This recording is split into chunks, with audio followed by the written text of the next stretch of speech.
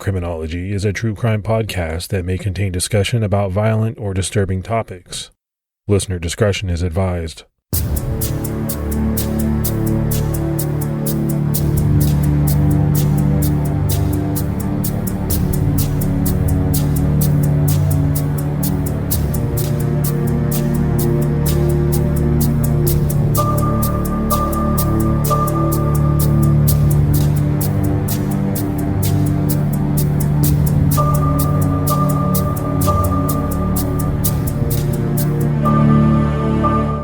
Hello, everyone, and welcome to episode 70 of the Criminology podcast. I'm Mike Ferguson.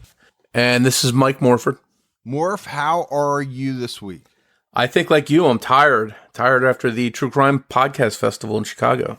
Yeah, it was a good time, but, it was one of those things, at least for me, I drove in on a Friday, spent all day, hanging out with people and meeting fans, meeting other podcasters. And then I drove home Saturday, and it was about 5.5 hour drive. So I was whooped, man, when I got home. Yeah, it's a lot of running around, but it was fun. It was a good tired because you're meeting so many people and talking with them. But I had a good time. Yeah, I know. I enjoyed it. We have a lot of fans in the Chicago area that were able to stop in. A lot of people that probably, have not been to CrimeCon, maybe will never go to CrimeCon. But because they live in the Chicago area, they were able to pop in for this pretty easily. And I thought that was a great thing. Yeah, it's being in that location in the central part of the country, I think, helps a lot. I've been to Chicago a number of times. I love Chicago. I love downtown. It's such a cool place. The one thing I will say that I hate is driving around Chicago. And you realize why so many people that live there never drive. They take the train in, they take the whatever it is. It took me from the time I got to Chicago to go 7 miles to get to the hotel. It was about an hour, man. That's just brutal. I'm not used to that, living where I live. Everything's pretty spread out. Unless there's some type of major accident on a road or highway, you're not experiencing those types of backups. Yeah, the traffic was pretty tough when I left the airport to go to the hotel. I asked the cab driver if it was going to take a half hour, and he laughed at me and said probably more like an hour and a half. And the traffic was just crawling. But coming back on Sunday from the hotel to the airport, it was wide open, just nobody on the road, and the guy was doing like 80, so I made it back in like 15 minutes to the airport coming back. So it was the flip opposite of it. So the good thing, Morph, is CrimeCon's done. This True Crime Podcast Festival's done. You and I, for a while, don't have any major things going on, no travel, so we can focus on episodes. And I think that's a good thing. It's good to have a little bit of time where you're not worrying about traveling and stuff so you can focus on making episodes. Yeah, that type of travel really cuts into your time for sure. All right, we have some new Patreon shout outs to give.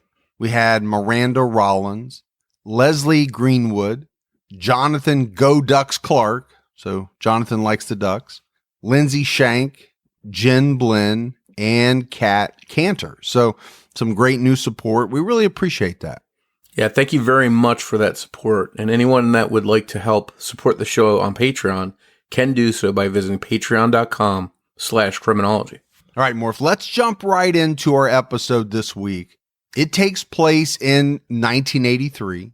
A beautiful young woman was brutally attacked, sexually assaulted, and murdered while working in the basement of a gamble store in Reed City, Michigan. And her death was so violent. It was so gruesome that really only a few details have been released publicly. And even though there were customers and other employees upstairs, no one heard or saw a thing. And 36 years later, her case remains unsolved, leaving the question, who killed Janette Roberson? Janette's sister, Lana Jarvie, joined us for this episode to discuss Janette's case, and you'll hear from her throughout the episode. Janette Roberson was born to Ralph and Marion Fisher on October 25th, 1955, in Detroit, Michigan. Janette had two sisters, Marlene and Lana, and one brother, Kelvin. Her parents later divorced. At around age 16, Janette married Alvin Roberson, and the couple had 2 children, Jennifer and Kelvin. Janette was strikingly beautiful, with blonde hair and a captivating smile. She was happy, kind, and a likable young woman who would do anything for anybody. There was nothing to indicate that the young wife and mother would be the victim of such a heinous and brutal crime. Janette was a homegrown girl, I guess. That's the best way to put her. Personality-wise, like the 1950s homemaker, crocheting, sewing all her kids' clothes, baking. If a neighbor needed help, she'd give it. Gardening. Just the girl next door person. You talk to anybody that knew Janette, she was just a very, very kind, loving person. It just boggles the mind that somebody could do this. And with what was done is just, it's unreal. Because Janette was a very friendly person, very outgoing. If she never met a stranger, let's put it that way. And she was very naive. I think she probably turned her back on whoever did this and just, they didn't like that. I think that whatever transpired down there, Janette made this person extremely angry. I mean, to the point where they probably didn't know what they were doing. I mean, they knew at the beginning and they knew at the end, but they didn't know in the middle what they were doing. In 1980, Alvin, Janette, and their 2 small children relocated from Georgia to Reed City, Michigan. This is a small community of around 2,400 people. Janette's mother, Marion Fisher, lived in Reed City and worked as a city clerk there. Reed City is known as Michigan's Crossroads because it sits at the crossroads of US 131 and US 10. It's roughly 70 miles north of Grand Rapids. In 1982, Janette got a job working in the pet department in the basement of Gamble's store, which is now called Reed City Hardware, located at 114 West Upton Street. Going back to work for Janette took some getting used to after raising her young children, but she was excited and she was happy to have the extra money. It was mostly for the money part of it. Her kids were in school, so, that would be a perfect job for her. She loved animals. The animals at the store were brought in by Bonnie Engels from Freeland, where Bonnie owned a shop. Bonnie had previously worked in the Gamble's pet department, and it was Bonnie's husband, David Engels, who owned and managed Gamble's. Janette's sister Lana was worried about Janette working by herself in the basement. In Lana's mind, she felt that the store basement where the pet section was located was dark, silent, and secluded, and very conducive to someone robbing Janette. But Janette didn't seem worried. She was happy to be down there. She said it was quiet and peaceful, and she loved working with the animals. At around 11:30 a.m. on Wednesday, January 19th, 1983, Gene Johnson, who was the director of maintenance at Reed City Hospital, walked into Gamble's to buy some supplies. Gene was a regular customer. Janette Roberson greeted him, and she kindly asked Gene if she could help him, and he jokingly responded, "I know this store better than you." It was the first time he had met Janette. Gene knew the store owner, David Engels, had hired someone to work in the new pet department in the basement, but he had only been down in the basement twice. Once when David purchased an adjoining business next to Gamble's for expansion, and the other time when David and Bonnie set up the pet store. According to the Michigan State Police report, the original Gamble's store is located at 114 West Upton Avenue, which is the main business block of the city of Reed City, just to the west of US 131. It was separated from adjacent buildings by brick or block walls. However, after the present owner purchased the business in 1980, the building to the east, 112 West Upton Avenue, was also purchased. And in the wall separating these buildings, doorways were installed, both on the main floor and in the basement, to give access between them. Gene Johnson asked Janette where everyone was. She told him that they were unloading the truck. It was truck day at the store. Jean looked around and saw the store owners, David and Bonnie Ingalls, unloading merchandise through the 2 back doors. David's brother, John, was also assisting. 2 other employees, Flossie Ernest and Angie Tilley, were there manning the 2 cash registers, one up front and one that was located in the middle of the store near the basement stairs. Janette told Jean she had to take care of something in the pet department, and then she headed downstairs. Jean was only in the store for about 15 minutes before he left. At around noon, Janette left the store for a break, telling her coworkers that she had to go pick up one of her children at school. After Janette dropped her child off at the babysitter, she returned to Gambles to continue her shift. Between 3:30 and 3:45 p.m., customers Terry and Gladys Quakers entered Gambles to purchase something. The Quakers both worked for the Reed City School District and were on their way home from work when they stopped at the store. Gladys overheard someone in the store saying, "Well, her coat is here." A few minutes later, Angie Tilley went downstairs to the back room near the pet department to get something. What she saw in the basement haunted her for the rest of her life.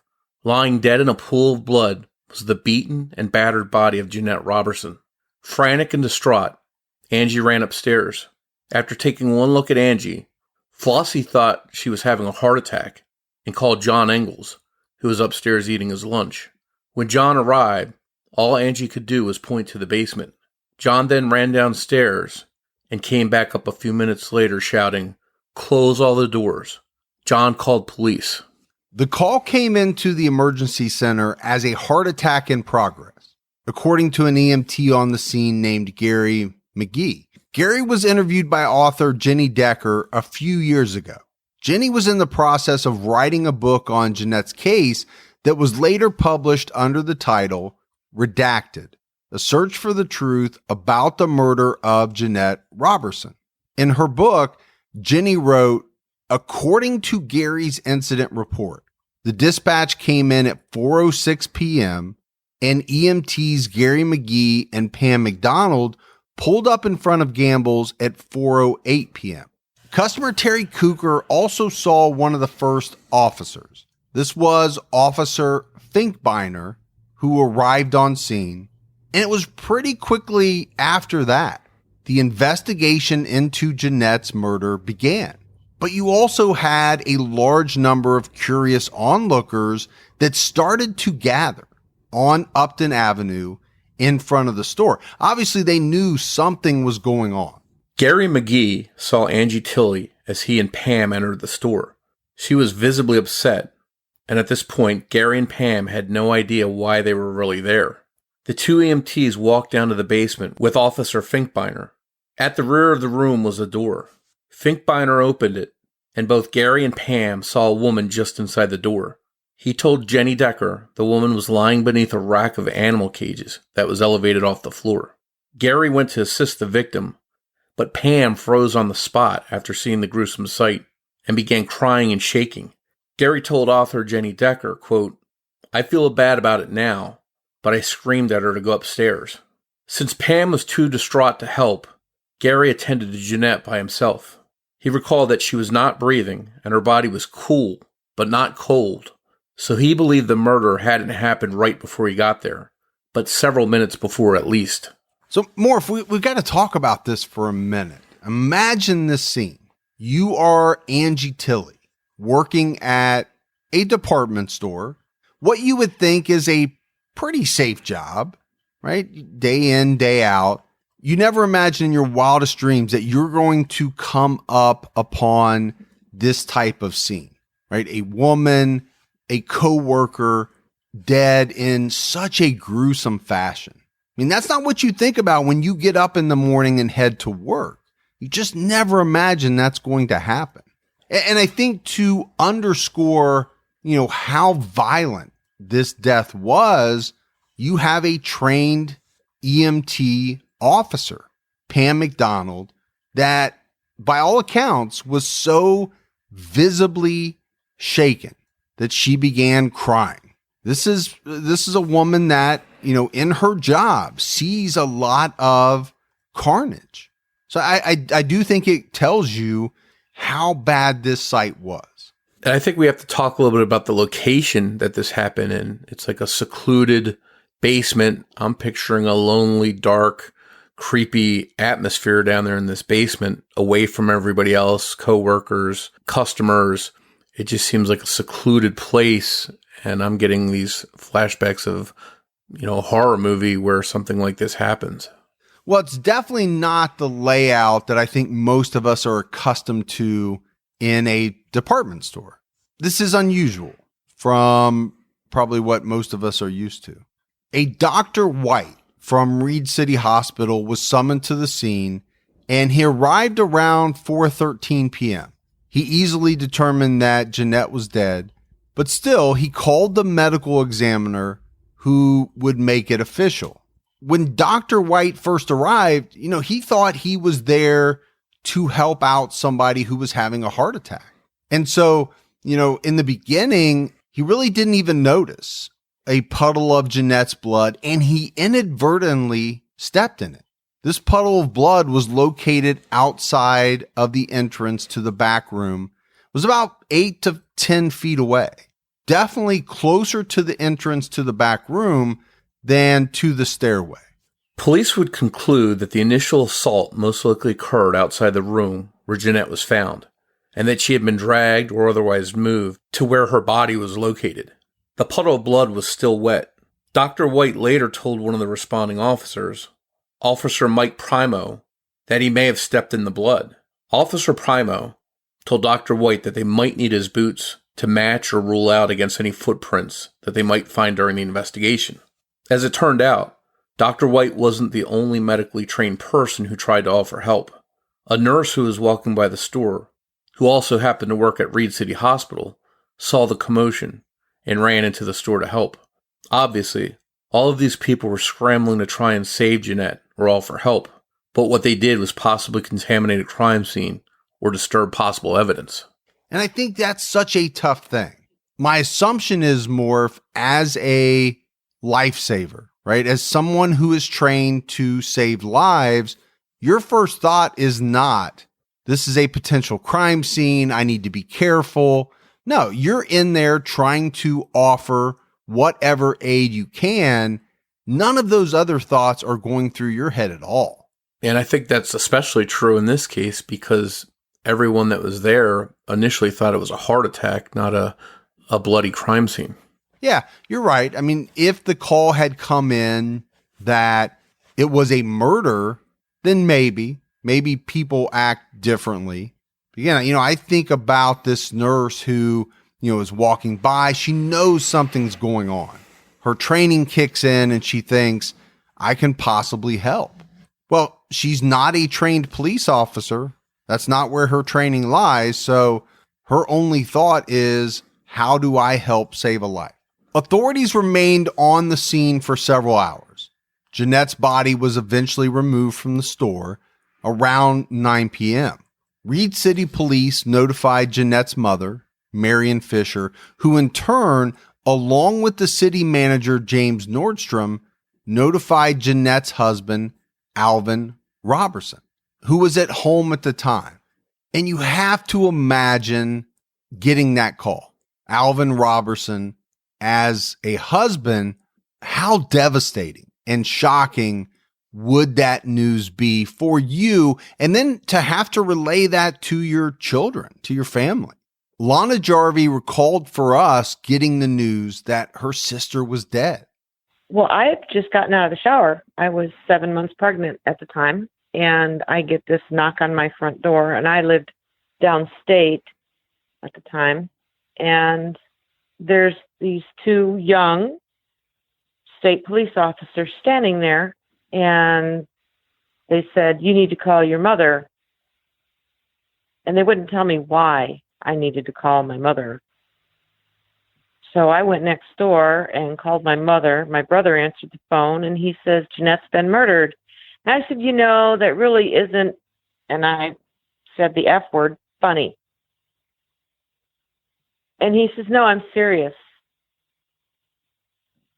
And I said, how? He says, I can't tell you that. She was murdered. I said, okay, I'll be up there as soon as I can get packed.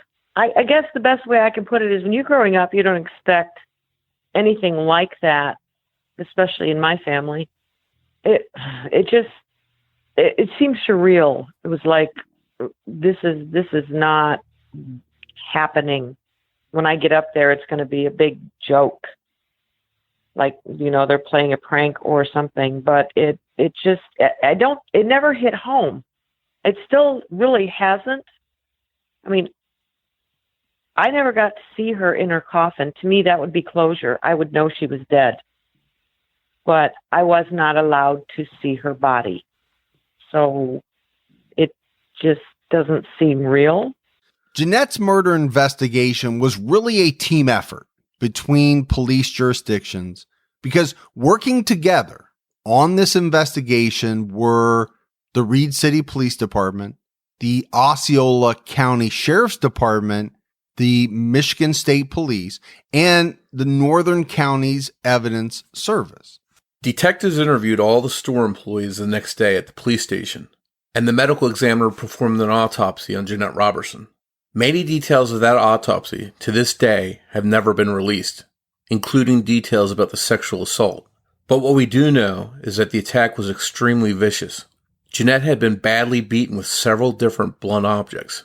One of the reasons given by officials as to why they haven't released details is that they believe they're too horrific for the public to stomach. This has been widely reported in the media. Police have never said what type of weapons were used in the attack due to the ongoing investigation. Officials estimated Janette was killed sometime between 1 p.m. and 4 p.m. We know that she was last seen by other employees around 1:30. Detective Sergeant George Pratt of the Michigan State Police Post in Reed City told the media that they had no motive or suspect in Janette's murder. Reed City had not seen a murder like this since 8 years earlier, when a man named Frank Kronsky murdered his estranged wife. For reasons unknown, police became interested in a man that had been in the store the day before the murder. But they got word that he was leaving town. So they stopped the bus he was on in the town of Big Rapids. This is about 12 miles south of Reed City. And they took this man in for questioning. After they interviewed him, they didn't believe that he had anything to do with the murder. And so they let him go. A witness came forward who was in the pet department of Gambles on the day of Janette's murder. This witness was a man named Carl Johnson. He had some gerbils that he wanted to sell Janette. Carl had bought gerbils from Janette originally, and she told him that if they had babies, to bring the babies back in, and the store would buy them to sell. So that's what brought Carl to Gambles that day. Carl arrived between 10 and 11 a.m. He said his car was broken down, and a guy named Tom Hawkins had driven him to the store. When Carl arrived, Janette wasn't there.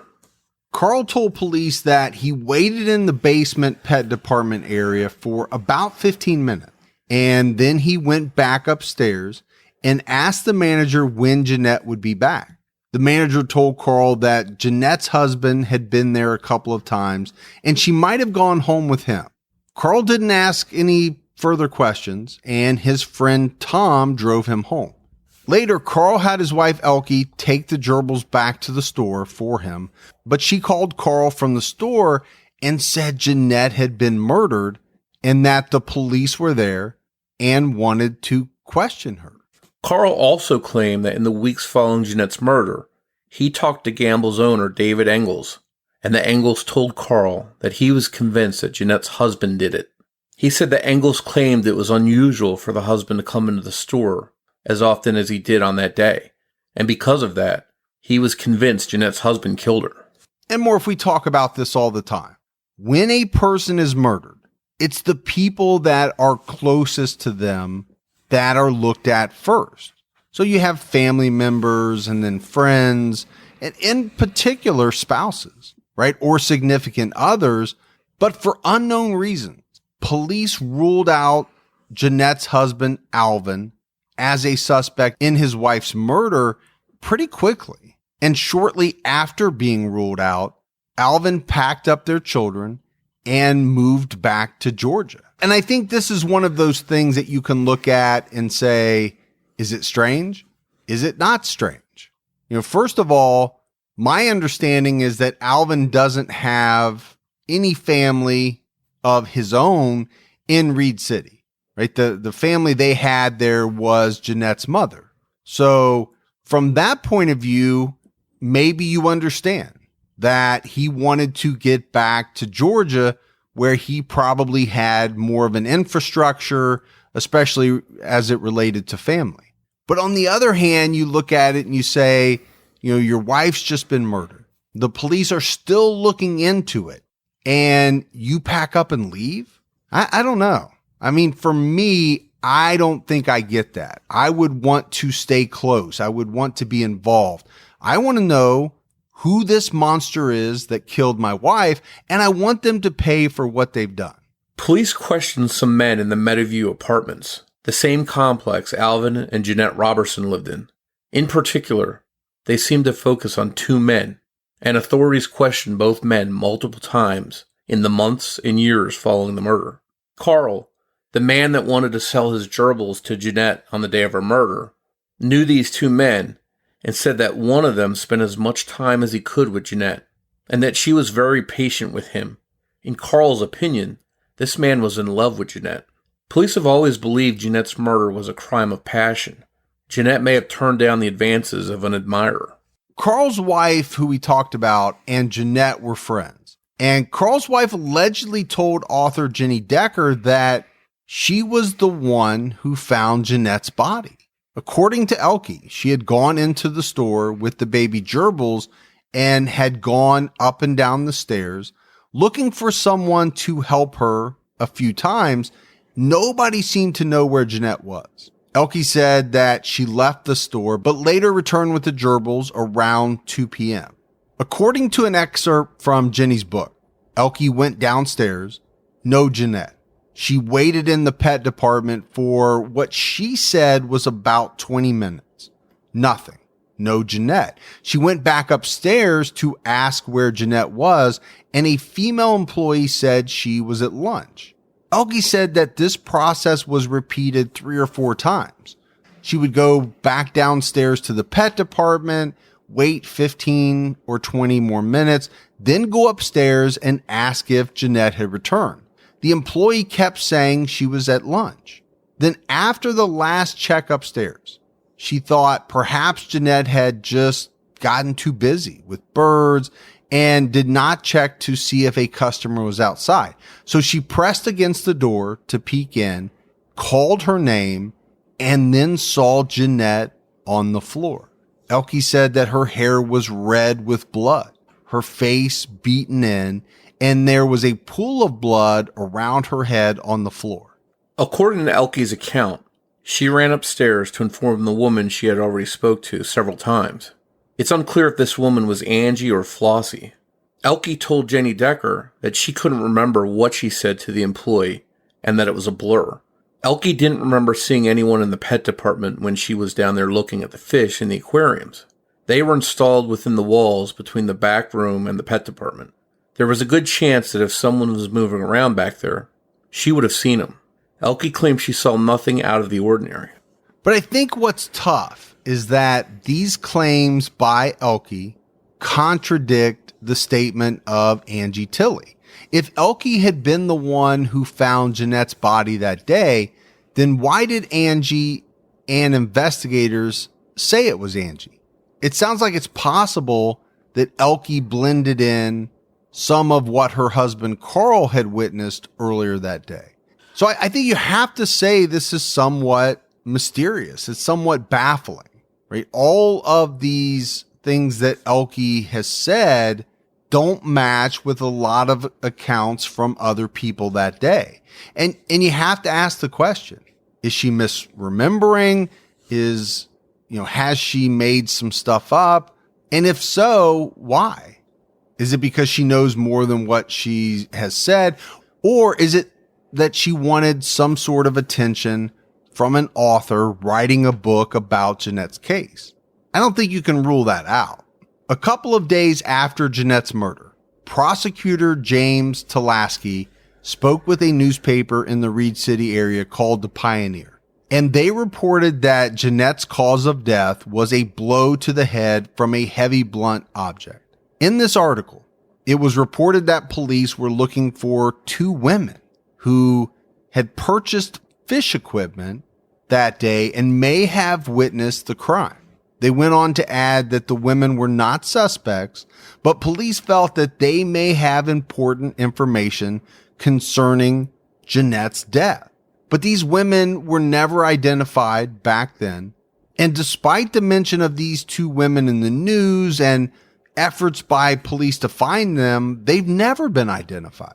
The newspaper reported that Janette had a good working relationship with her fellow employees, and it added that there had been no reported problems in the store during the past few weeks. Authorities also checked into the possibility of someone hiding in the basement before the attack, but they couldn't find any evidence to support that. On Saturday, January 22nd, 1983, Reed City police officer Theodore Ted Platts was interviewed by Michigan State police investigators regarding his attendance at the Gamble's store on January 19th, the day of Janette's murder. He's the only person listed in the Michigan State Police report as having been interviewed on that day. About a month before Janette Roberson's murder, Ted was involved in a drunken altercation in the men's bathroom of a local bar. Michigan State Police were called, and he was forced to leave the bar. Platts was later terminated from the Reed City Police Department in February of 1983, just weeks after Janette's murder. The exact details surrounding his termination aren't known. On Sunday, January 23rd, just 4 days after her murder, Janette Roberson's funeral was held at McDowell Funeral Home in Reed City. But the weather was extremely bad. This is January in Michigan, so there was no burial, but 200 mourners showed up to pay their respects. Janette was later buried in Woodland Cemetery in Reed City.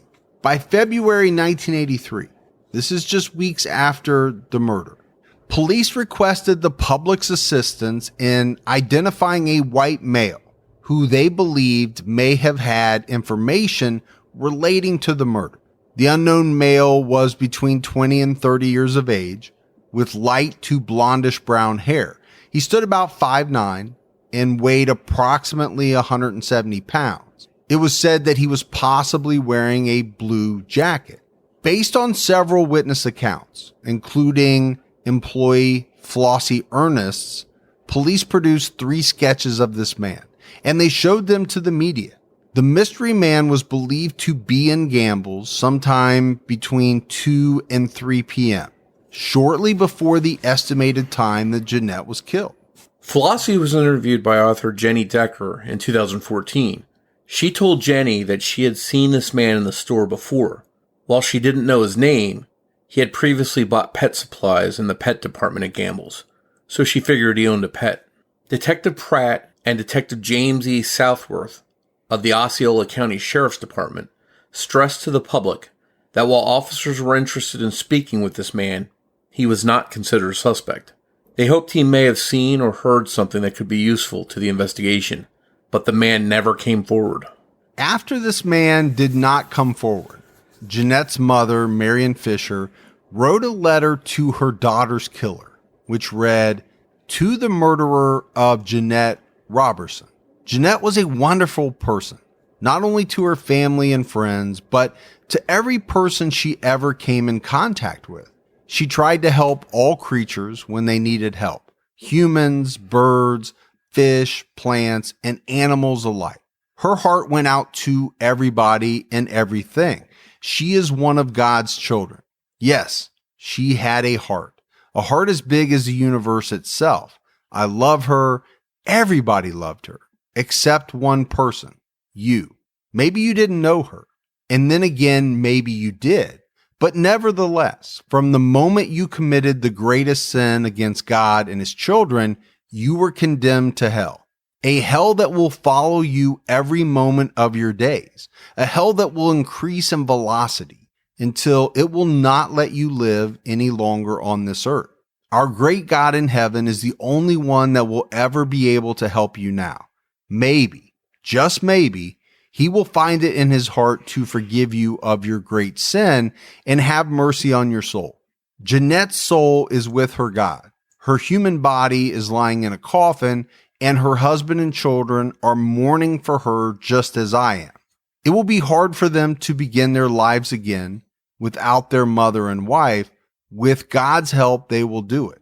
However, there is still a shadow hanging over them. You, Janette's murderer. My plea to you is to confess your sin and ask for God's mercy. By our great God, I appeal to any person who was in the gamble store on that fateful day, or anyone having any information, no matter how small it may seem to you, to come forward. Your little bit of information will help put the puzzle together. Please get in touch with the state police, sheriff's department, or the Reed City Police immediately, and may God bless you. Signed, Marion Fisher, Janette Roberson's mother. So I think, Morf, when you read this, there's a couple of things that are evident. Number one, this is a mother who loved her daughter unconditionally. She thought the world of her. You can also tell that Marion Fisher was a very religious person. I mean, she brought religion into this letter multiple times. The other thing that I take from this letter is that it doesn't sound like Marion had any thoughts whatsoever that Janette's husband, Alvin, had anything to do with her murder, or at least she didn't put it in this letter. I think her pain really comes across in that letter, that she wrote such a heartfelt letter. And if the killer read it, it didn't work because he never responded to it. And I get writing the letter. I get it. You're pouring your heart out. Maybe it's cathartic. Maybe you really think that by sharing these words, it will make someone come forward. But how many times does it really work? If you're able to take a life, this is what I believe. I don't think this type of letter is going to get to you. And all of a sudden you're going to say, yeah, you know what? I better come forward. I better turn myself in. I just don't see it. Maybe it works 1% of the time, but I just don't think it works very often. Maybe we're dealing with a killer that just doesn't have a conscience. As I believe most of them don't. I mean, there are some, right, that commit murder and then immediately feel horrible about it. There's different types of murders. You and I cover a lot of different types of murders. The problem is we don't know what type of murder this is.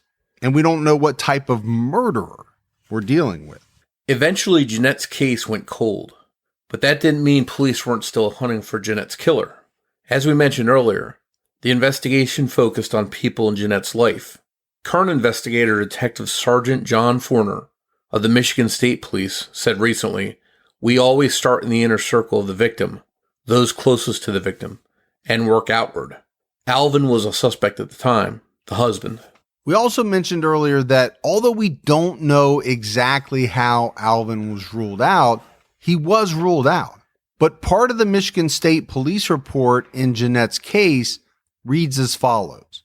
To determine that the husband of the victim, Alvin Roberson, had been notified of her demise, Detective Sergeant Southworth went to the Roberson residence. Alvin Lee Roberson was interviewed at his home. He was advised of his constitutional rights, which he advised that he understood and waived. It was learned that he was employed by Kaiser Unitest in Marion, Michigan, working the first shift, 7 a.m. to 3:30 p.m., but that he is laid off for this week, January 17th through January 21st. He advised that he and his wife had been married for 11 years. It was the first marriage for both of them. They have 2 children, Kelvin, who's 8 years old, and Jennifer, who was 9 years old. They moved to Michigan on August 12, 1980. Prior to coming to Michigan, they both had been employed at Coastal Auto Parts. And it's after this entry that pages of the report are blank. In her book, Redacted, Jenny Decker wrote, Whatever information Alvin Roberson supplied to investigators on the day his wife was murdered remains unavailable to the public, as does almost every word of every witness statement included in the Janette Roberson murder investigation file. What we do know is that Alvin and Janette had recently separated. Alvin was having an affair with a woman he later married. I don't think Alvin was very happy up here, and it's rumored that there was an affair going on at the time. I don't think she knew about it. I don't know what her reaction would have been, actually, because she was a Jehovah's Witness and Alvin wasn't. So I don't know. So, Morf, I think this information from Lana is interesting. Alvin is having an affair, which does seem to support a motive to murder his wife.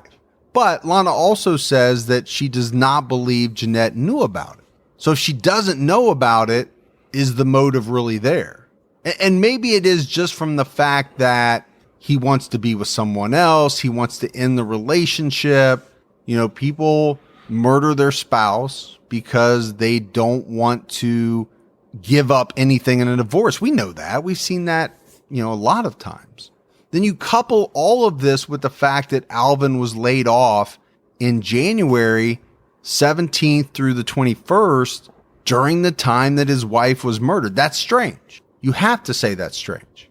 Also, it was reported that he was in the store several times on the day of Janette's murder, something that employees said was very odd. And I think it was odd because he was probably normally at work. He didn't have the ability to pop in and out of the store a lot of times during the day. But even with all this, right, police ruled him out as a suspect.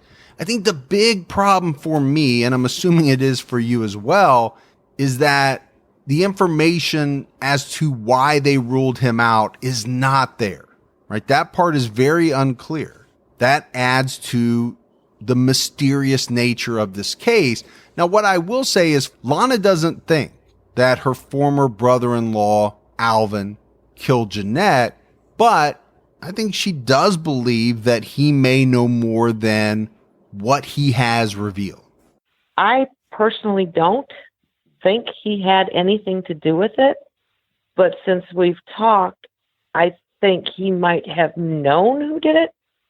And if that's the case, then I want him prosecuted. One thing's for sure, whoever killed Janette Roberson had a lot of rage during the murder. As violent as the murder was, it seems like a sure thing that Janette's killer would have had blood all over him. But if so, no one reported seeing a man walking around with blood on him. So how would he have gotten out of the store without being seen? In a community the size of Reed City, it's hard to believe nobody knows who killed Janette.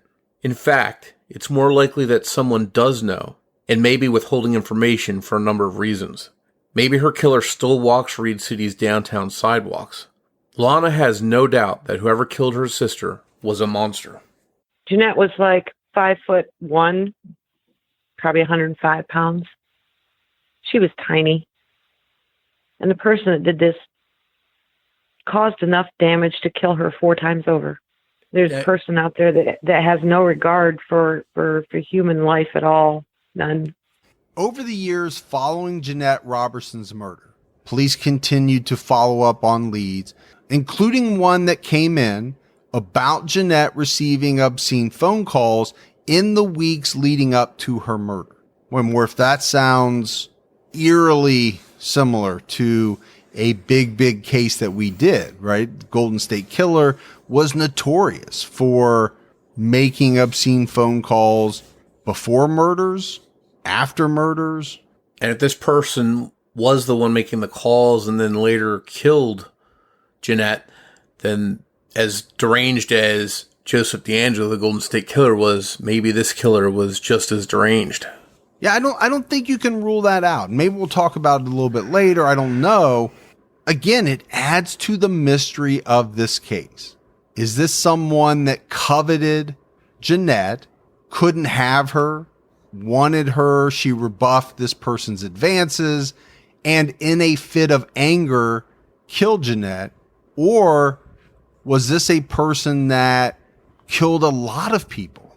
And Janette Roberson happened to be one of them. I mean, this is just something that right now there's no way for us to know. But this lead about the obscene phone calls didn't produce enough information for an arrest. Throughout the years, suspects came and went, but the family of Janette Roberson have never given up that her case will be solved. Just a few years ago, family and friends of Janette started annual walks in Janette's memory in Reed City. The purpose of these walks is to keep Janette's case alive in the community so that more information might come in and her case may finally be solved. In 2014, police reviewed old interview notes and evidence to come up with some new theories. Reed City Police Chief Chuck Davis confirmed that they were investigating 4 new suspects, but police haven't released further information regarding those suspects.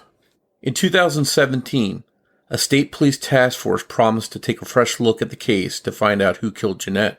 Detectives were putting together binders full of background information and ordering evidence collected at the time to be resubmitted for new testing. Detective Sergeant John Forner hopes that evidence found on items of clothing or items that may have been left behind by the person responsible may lead to new forensic leads to follow. Once again, police from the very beginning have been extremely tight-lipped about what they have or don't have. So perhaps they have DNA to analyze. And if so, it's possible that they can develop a profile of the killer. But as is always the case with old DNA evidence, the question is, how well was it collected and preserved? Connie Swander, director of the Michigan State Police Forensic Laboratory, was quoted as saying, "Just because the evidence is old doesn't mean it's not useful anymore." And don't forget, and our listeners should know as well as anyone, DNA science is always evolving. New technology, such as contact DNA, retesting for trace evidence, and even familial DNA are ways that this case might one day be solved. Police have not been very open about what they do or don't have as far as DNA in Janette's case, but based on what Lana told us, it seems as if they may have something to work with. My brother was not down there in that store that day. He had to give a sample. There was a couple other people that were not in that store that day. They had to give samples, but the people that were in the store didn't have to. DNA aside, perhaps a deathbed confession might provide answers.